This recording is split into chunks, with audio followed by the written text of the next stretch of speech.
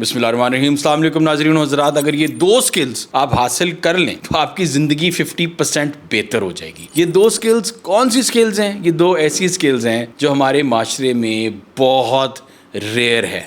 پہلی سکل کمیونیکیشن کی، یہ ایک پراپر سکل ہے، اس کو سیکھا جاتا ہے. دوسری skill emotionally intelligent decision making, pro and cons کو ناپ کر ڈیسیجن لینا. ایک ایموشنل ڈیسیجن انا کی چوٹ کی بنیاد پر نہ لینا. ٹھیک ہے جی. جتنی میں نے زندگی میں اپنی ڈائیورسز دیکھی ہیں یا پڑھی ہیں، اور بڑی قریبی کچھ ڈائیورسز ہیں، ان کو بھی میں نے دیکھا ہے. جس ڈائیورس میں عورت اور مرد اور بچوں نے سب نے مل کے سب سے زیادہ سفر کیا ہے، وہ تھی جس میں کمیونیکیشن نہیں تھی اور جس میں ایموشنلی انٹیلیجنٹ ڈیسیجن میکنگ نہیں تھی. میں آپ کو ایموشنلی انٹیلیجنٹ ڈیسیجن میکنگ کی ایک ایگزامپل دیتا ہوں. ایک ڈائیورس میں ایک عورت کو پتہ چلتا ہے کہ اس کے ہسبینڈ نے اس کے اوپر چیٹ کیا. اس کا ہسبینڈ بہت فائنینشلی ویل ٹو ڈو ہوتا ہے. عورت ڈیسائیڈ کرتی ہے کہ وہ نہیں چھوڑے گی، کیونکہ اگر وہ چھوڑ کے اپنے گھر واپس چلی جائے گی کہ تم دوسری عورت کے ساتھ رات گزار کے آئے ہو، میں تمہیں یہ میں تمہیں وہ، اگر وہ یہ کرے گی، جس قسم کا اس کا ہسبینڈ ہے، وہ بچوں کو بھی کہے گا کہ بھائی ساتھ ہی لے جاؤ. اور وہ عورت آن ہر اون اپنے پیرنٹس کے پیسوں کے اوپر اپنے بچوں کی فیسیں نہیں دے سکتی. اس عورت نے ایموشنل انٹیلیجنس دکھائی. اس عورت نے صبر کیا اور اس عورت نے 10 سال انتظار کیا، جس میں وہ as a family America shift ہو گئے.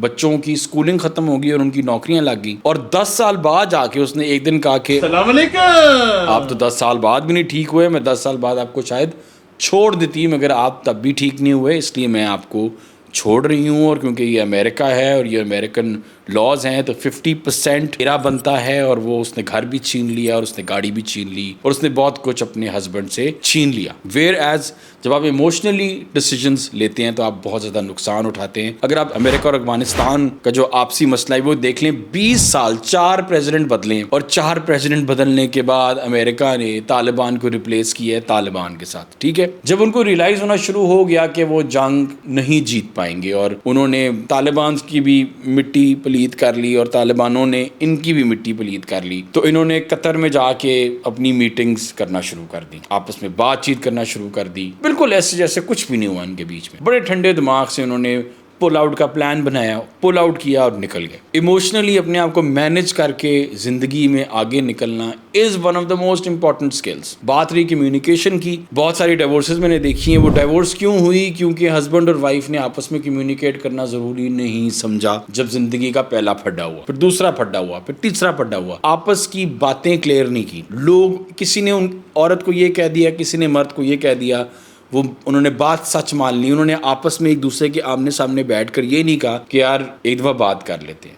انا کا مسئلہ بنا کے سارے بیٹھے ہوتے ہیں. Where as for some odd reason جب آپ اپنے باس کے ساتھ ہوتے ہیں، جب آپ کو پتا ہوتا ہے کہ آپ کو پیسے آپ کے کٹیں گے، آپ کی نوکری ختم ہو جائے گی، تب آپ ہر قسم کی کمیونیکیشن کرتے ہیں اپنے باس کے ساتھ کہ سر یہ ہو گیا تھا، وہ ہو گیا تھا، مجھے ذرا کلیریفیکیشن کا موقع دیں، آئندہ نہیں ہوگا، آئندہ نہیں ہوگا. بٹ فار سم ریزن ہم جب آپس میں لڑ رہے ہوتے ہیں تو ہم پھر ڈائیورس کر بیٹھتے ہیں، مگر ہم اپنی انا کا بڑا مسئلہ بناتے ہیں. ایون جو کورٹ کچہری میں بھی ہو رہا ہوتا ہے، جب ڈائیورس ہوتی ہے اور بچہ کس کے پاس جائے گا، اس کے اوپر کورٹ کچہری میں بات ہی چل رہی ہوتی ہے، تو عورت کا بھی مین مقصد یہ ہوتا ہے کہ سب سے زیادہ درد دی جائے ہسبینڈ کو، اور ہسبینڈ کا بھی یہی مقصد ہوتا ہے کہ عورت کو درد دی جائے. چکر میں جو بچے ہوتے ہیں وہ رل جاتے ہیں اور پھر فیوچر میں ان کو تھیراپی کی میجر ضرورت پڑ جاتی ہے اور وہ ڈرگس پہ لگ جاتے ہیں. اور کیونکہ ان کے اندر ایک درد ہوتی ہے، جو وہ درد پھر انہوں نے کہیں نہ کہیں اس کی مرہم پٹی ڈھونڈنی ہوتی ہے، پھر وہ ان چیزوں میں پڑ جاتے ہیں. So please learn to communicate. اپنی انا کو سائڈ پہ رکھ کے کمیونیکیٹ کرنا سیکھیں، چاہے جو مرضی مسئلہ ہو جائے، چاہے ماں اور بہن کا بھی مسئلہ ہو جائے. کیونکہ آپ اس سے پہلے آپ مجھے کہیں کہ یار آپ بہت بے غیرت ہیں، بہت بے شرم ہیں.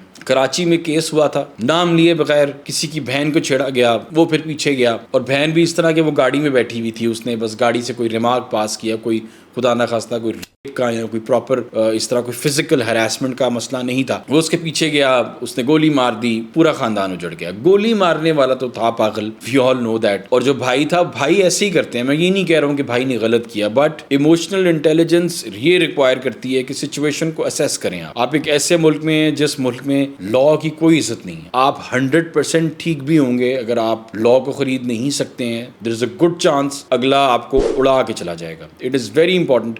میں ریسنٹلی ایک ویڈیو دیکھ رہا تھا جس میں ایک بہت پرانا بہت عمر کا ایک باکسر تھا جو اب obviously کوچنگ کرتا ہے, ٹھیک ہے, اور وہ یہ ینگ باکسرز کو سکھا رہا تھا کہ کیا کرنا ہے اگر کوئی راستے میں کوئی مگنگ ہو جائے, کوئی بندوق لے کے آ جائے کہ بھائی پیسے دو, فون دو, تو کیا وہ سارے ارد گرد دیکھ رہے تھے کہ یہ پتہ نہیں کون سی اسکل ہمیں بتائے گا جس کی وجہ سے ہم اگلے کو مار مور کے نکل جائیں گے. اس نے کہا کوئی گن آگے کرے نا, جیب سے سب کچھ نکال کے دے دو. سارے کہہ رہے ہیں کیوں, ہم فائٹر ہیں یہ وہ. کہتا اس وقت صرف اپنے فیوچر کا سوچو, کیریئر کا سوچو, یہ سوچو کہ آگے جا کے ایک بہت بڑا باکسر بننا ہے, کیونکہ اس وقت اگر غلطی سے گولی ڈسچارج ہو گئی تو آپ کی کہانی ختم ہو جائے گی.